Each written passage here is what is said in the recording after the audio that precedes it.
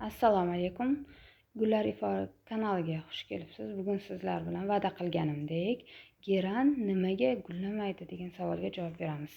Buning ikkita sababi bor, ya'ni quyosh va suv.